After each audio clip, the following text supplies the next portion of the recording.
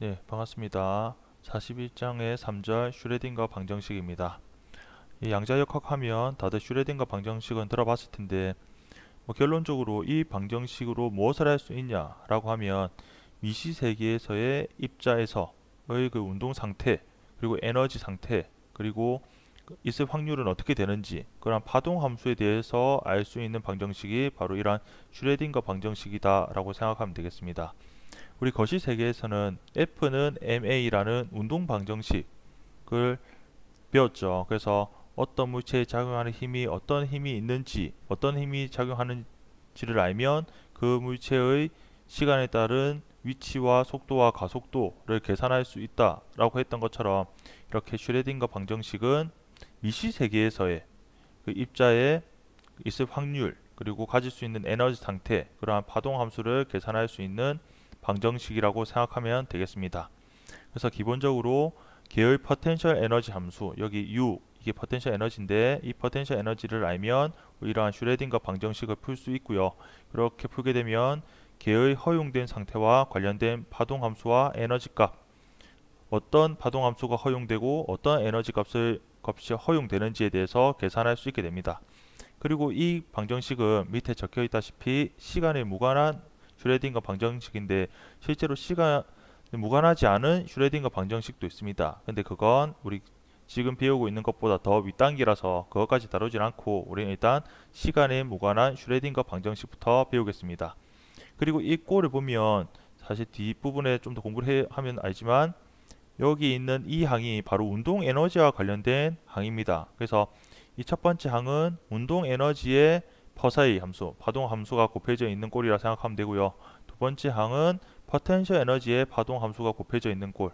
그리고 오른쪽 이 우변은 전체 이거 에너지의 바로 그 파동 함수, 퍼사이 함수가 곱해져 있는 꼴이기 때문에 전체로는 운동 에너지와 역학적 에너지가 다시 하겠습니다. 운동 에너지와 이런 포텐셜 에너지가 더해졌을 때 곧 이렇게 역학적 에너지가 되는 역학적 보존 그 공식하고 되게 모양이 흡사하다는 것을 알 수 있습니다. 거기에 그 아이디를 착안해서 이렇게 방정식을 만들었다고 하죠. 그러면 이때 이 파동 함수 퍼사이의 조건이 몇 가지가 있는데 첫 번째 조건은 뭐냐면 규격화가 가능해야 됩니다. 그러니까 전 구간에서 입자가 발견될 확률은 1이어야 되죠. 그리고 이 파동함수 이건 이제 x라고 하는 건 이제 1차원에서 이야기하는 거죠. 요 1차원 x에 대하여 연속적이고 그 어느 곳에서든 하나의 값만 가져야 합니다. 그리고 이 슈레딩거 방정식의 해는 영역의 경계에서 부드럽게 연결되어야 한다. 그러니까 이게 그 연속적인 값을 가져야 된다는 이야기죠. 그리고 이게 부드럽게 연결된다라는 건 말 그대로 미분값도 연속해야 된다는 이야기입니다.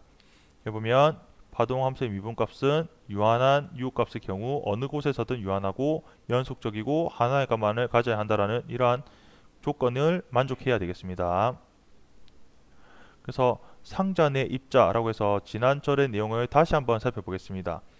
여기 보면 0부터 L까지 X가 0부터 L까지의 포텐셜 에너지가 0이라고 했죠. 그러면 다시 그 앞에 이거 슈레딩거 방정식을 잠깐 보면 이 포텐셜 에너지가 0이니까 이 항이 없는 거예요. 그러면 마이너스 2n분의 h 제곱을 요 오른쪽 우변으로 넘길 수 있습니다. 넘긴 게 지금 이렇게 되는 거죠. 마이너스 h파이 제곱분의 2m 이 퍼사이가 됩니다. 그러면 여기서 요 상수 있죠. 요 h파이 제곱분의 2m이 이게 바로 이걸 k 제곱으로 우리가 지금 치환을 한번 해본 거예요. 그럼 이렇게 k 제곱으로 치환하면 k 값은 하바분의 루트 2m이가 됩니다. 당연히 이 값은 0보다 크죠.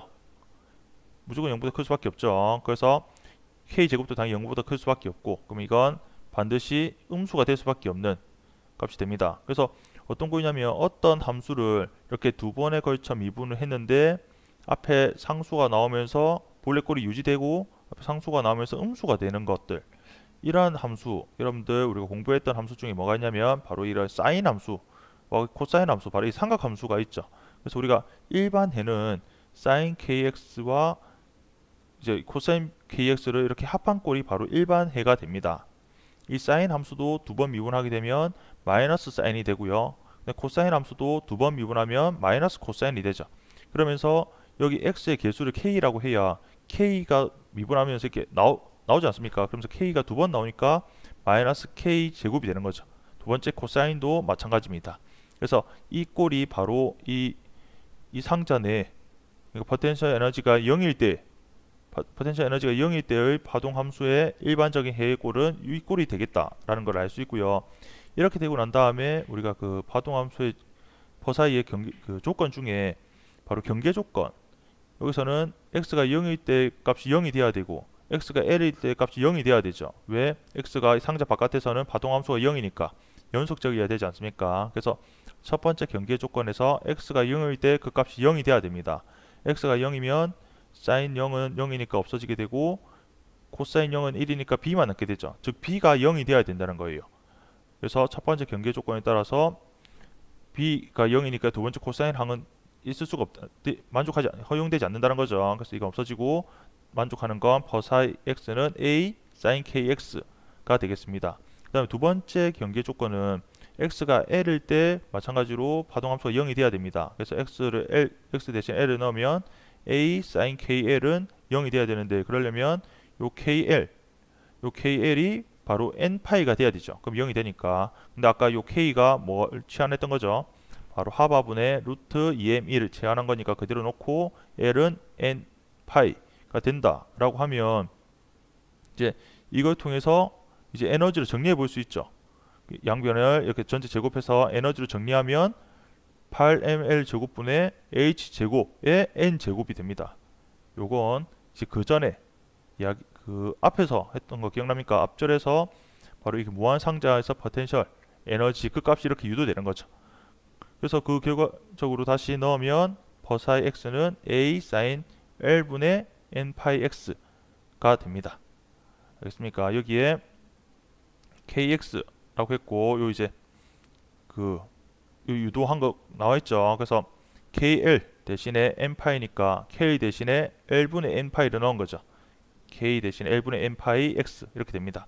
그리고 이 a도 그 a는 규격화 조건에 따라서 적분을 한번 해보면 이 값이 루트 l분의 2가 된다는 걸 알 수 있어요. 그래서 이 꼴이 아까 그 앞절에서 이야기할 때는 바로 이렇게 주어진다 라고 했었었는데, 이 결과가 그냥 나온 게 아니라 바로 이러한 그 슈레딩거 방정식을 통해서 계산됐다는 걸 알 수 있습니다. 그렇다면 연이어서 유한한 높이의 우물에 갇힌 입자를 한번 살펴보겠습니다. 조금 전에 봤던 건 x가 0과 l에서 포텐셜 에너지가 무한이었죠. 무한인데 이번에 무한이 아니라 이게 유한한 u 값으로 이렇게 일정한 u로 이렇게 유한한 높이의 우물에 이렇게 갇혀있는 입자를 한번 보겠습니다. 여기 보면 포텐셜 에너지는 이 높이 요까지가 이제 포텐셜 에너지인데요. 여기서 입자가 갖는 에너지는 여기 E라고 해서 이 값을 요 사이 값을 갖게 되죠. 물론 0과 L 사이에서는 포텐셜 에너지가 0입니다. 고전역학적으로 보면 입자는 이 우물에 완전히 갇혀 있게 됩니다. 왜냐하면 물체가 지금 0과 L 사이에 입자가 갖는 에너지는 E인데요. 요 벽 너머는 포텐셜 에너지가 U니까 이 E라는 에너지를 가지고서는 U라는 에너지보다 작으니까 당연히 0과 L 이 사이에 완전히 갇혀 있게 되는 거죠. 만약 입자가 우물 밖에 있다라고 하면 운동 에너지가 음수가 되어서 전혀 가능성이 없는 이야기가 된다. 즉 만약에 지금 이 포인트에 있는 이 곳에 만약 입자가 있다라고 가정한다고 하려면 얘가 갖는 에너지는 이건데 이 높이인데 포텐셜 에너지는 이거예요. 그러면 운동 에너지가 이만큼의 마이너스 운동 에너지를 가져야 됩니다. 근데 사실 운동 에너지가 음수라는 건 말이 되지 않죠. 따라서 고전역학적으로 보면 입자는 이렇게 1영역과 3영역에서는 있을 확률이 아예 제로다. 절대 있을 수 없다 라고 이야기하는데, 이게 양자역학에서는 달라집니다. 양자역학에서는 전체 에너지가 포텐셜 에너지보다 더 작더라도 유한한 확률값을 가지면서 우물 바깥에서도 존재할 수 있게 됩니다. 다시 한번 보겠습니다. 그러면 이제 이거에 대한 파동함수를 한번 계산해 볼 텐데, 영역 2에서 0과 L 사이의 포텐셜 에너지가 0일 때는 아까 조금 전에 앞장에 나왔던 것처럼 바로 사인형 함수 A sin kx 더하기 B 코사인 kx, 그 사인형 함수가 바로 허용되는 파동함수 해가 되죠. 물론 거기서 경계 조건에 따라서 코사인 없어지고 사인만 남게 되었죠. 영역 2에서는 그렇게 계산되는데 이제 그럼 영역 1과 영역 3으로 한번 봐봅시다. 영역 1과 영역 3에서는 포텐셜 에너지가 0이 아니라 U라는 값이 있죠. U라는 값이 있게 되면 아까 그 슈레딩거 방정식에서 U라는 값을 그대로 두고 그러니까 U를 우변으로 넘기고 그 다음에 다시 마이너스 H파 제곱분의 2M을 곱해준 거죠. 그러면 여기 원래 앞에 마이너스가 있어야 되는데 원래 이게 2 빼기 U거든요. 근데 이걸 앞에 마이너스를 이 안에 넣음으로써 U 빼기 2로 값을 바꾼 겁니다. 여러분들 그 슈레딩거 방정식을 한번 이런 식으로 정리를 해볼 수가 있습니다. 그렇게 되면 이 뒤에 있는 이 항을 우리가 C로 이렇게 C 제곱으로 치환을 할 수 있습니다.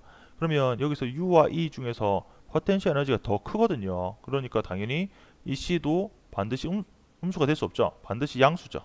0보다 큰 값을 갖게 됩니다. 그럼 이번에 보면 어떤 퍼사이라는 파동함수가 있는데 그걸 x에 대해서 두 번 미분했더니 본래 꼴은 그대로 유지되면서 앞에 계수가 나오죠. 근데 그 값이 이렇게 양수가 돼야 됩니다. 조금 전에 영역 2에서는 두 번 미분했을 때 본래 꼴이 나오면서 음수가 돼야 되니까 사인 함수와 코사인 함수의 일반적인 꼴로 이렇게 더하는 꼴로 정의가 됐다면 이번에는 두 번 미분했을 때 양수가 돼야 되니까 어떤 일반해가 가능하냐면 바로 이 익스포넨셜 cx 그리고 익스포넨셜 마이너스 cx 이게 바로 각각의 일반해가 될 수 있죠. 그러니까 일반해니까 두 개를 각각 이렇게 더한 게 되는 건데 바로 익스포넨셜 함수 같은 경우에는 한 번 미분하든 두 번 미분하든 이 c값이 이렇게 내려오지 않습니까? 그러면서 본래 꼴을 그대로 유지하니까 그 값이 양수가 되죠. 그런데 여기서는 두 번 미분했을 때 c제곱이 돼야 되니까 익스포넨셜 요 x의 개수에 c를 넣어줘야 됩니다. 그리고 익스포넨셜 마이너스 c도 가능하죠. 마이너스 cx 같은 경우에서도 두 번 미분하면 마이너스 c가 두 번 내려오기 때문에 곱하면 c제곱이 됩니다. 그래서 영역 1과 영역 3에서의 일반해는 이 꼴이 될 수 있다라는 거, 이 꼴이 된다라는 거 알 수 있겠습니다. 그래서 영역 1, 즉 x가 0보다 작을 때 경우에서는 0보다 작을 때 그러면 x를 마이너스 무한대로 한번 보낸다고 한번 생각해 보세요. 마이너스 무한대로 보낼 때는 이 퍼사이 이 파동함수 값이 0으로 수렴해야 됩니다. 발산하게 되면 이제 규격화에도 맞지 않죠. 그래서 논리적으로 생각할 때도 그 왼쪽 마이너스 무한대로 가면 갈수록 값이 0으로 수렴해야 됩니다. 0으로 수렴하려면 플러스 b 익스포넨셜 마이너스 cx 값이 있을 수가 없어요. x가 마이너스 무한대 되면 그 오른쪽 우변이 이제 무한대로 발산하기 때문에 그래서 그때는 b가 없어지고 요 a 값만 남게 되는 거죠. 그래서 a 익스포넨셜 cx 값만 남게 되니까 x가 마이너스 무한대로 가게 되면 이 값이 0으로 수렴한다는 걸 알 수 있습니다. 마찬가지로 영역 3에서는 이번에는 x가 무한대로 갔을 때 x가 무한대로 가면 갈수록 이 입자가 존재할 그 파동 함수값 자체가 이제 퍼사이가 0으로 수렴해야 되죠. 그러기 위해서는 이번에는 a가 이제 0이 돼야 됩니다. 왜 그러냐면 a 익스포넨셜 a 곱하기 익스포넨셜 cx에서 x가 무한대로 가면 a가 발산하기 때문에 그래서 이번에는 b 값이 이렇게 남아서 이 b는 수렴하게 되죠. x가 무한대로 가면 이 값 자체가 수렴하게 됩니다. 그래서 여기서는 b가 b 익스포넨셜 마이너스 cx 이렇게 나눈다는 거. 그리고 두 번째 아까 영역 0과 L 사이에서는 아까 그 사인과 코사인의 이러한 그 일반의 꼴로 나타낼 수 있다는 거죠. 이해됩니까? 그래서 그 그림을 그려보면 왼쪽 편에 이게 이제 파동함수, 퍼사이 함수인데 n이 1일 때는 이렇게 파동함수가 만들어집니다. 지금 영역 1과 영역 3에서는 이렇게 양극단으로 가면 갈수록 0으로 수렴하는 걸 알 수 있죠. 그리고 두 번째가 n이 2일 때 같은 경우에는 파동함수가 이런 식으로 만들어집니다. 나중에 이게 사인 함수와 코사인 함수의 경계 조건에 대해서도 공부를 해야 되는데 물론 우리가 지금 그걸 다 계산하지는 않습니다. 그 다음에 여기 이제 퍼사이의 제곱, 물리적으로 의미가 있는 건 바로 이게 파동함수를 제곱한 확률 밀도라 그랬죠. 확률 밀도를 보면 당연히 0인 값은 없고 다 이렇게 양수 값을 갖게 된다라는 거 이렇게 한번 그려볼 수 있습니다. 그럼 여기서 사실 여기 A, B, F, G 같은 경우는 다 상수죠. 그래서 이걸 다 원래는 좀 정확하게 계산을 해야 되는데 이 계산식이 조금 복잡해서 지금 여기서 하진 않아요. 하지만 우리가 이걸 어떻게 구할 수 있는지는 알 수 있습니다. 완전한 파동 함수를 구하기 위해서는 바로 다음 조건을 만족해야 되거든요. 그게 무슨 말이냐면 x가 0일 때 이 경계 조건에서 1영역에서의 x가 0인 값하고 그 다음에 여기 2영역에서의 x가 0일 때 이 값은 서로 같아야 되죠. 파동이 연속적이어야 되니까. 그리고 이게 부드럽게 연결돼야 되기 때문에 미분값도 서로 연속해야 됩니다. 1 영역에서의 퍼 사이에 그 미분값에다가 x의 0 넣은 값하고 말 그대로 2 영역에서 파동함수를 미분한 값에 x의 0 넣은 값도 이렇게 그러니까 각각의 미분값도 이렇게 같아야 된다라는 거. 그러면 이게 x가 0일 때 말고도 x가 l일 때도 이게 만족해야 되죠. 그러면 총 조건이 4가지 경계 조건이 만족해야 됩니다. 그러면 여기 a, b, f, g라는 미지수 4개를 완전히 다 계산할 수 있게 되는 거죠.